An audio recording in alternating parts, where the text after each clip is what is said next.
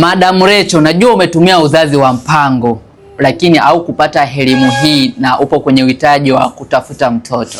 Hivi upo serious kweli? Hizi ndizo athari utakazozipata kama ulitumia uzazi wa mpango, umekurupuka kutafuta dawa za kupevusha uweze kubeba ujauzito. Changamoto ni kwamba au kupata matibabu ya kwenda kukufanyia detox, kuondoa sumu ya uzazi wa mpango.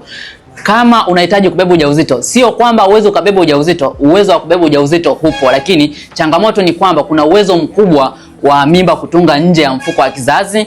Kuna uwezo mkubwa wa kubeba ujauzito vizuri, mimba yako ikafika miezi 2 hadi 3, uwezo wa kuharibikiwa mimba hupo kabla ya wakati wa kujifungua.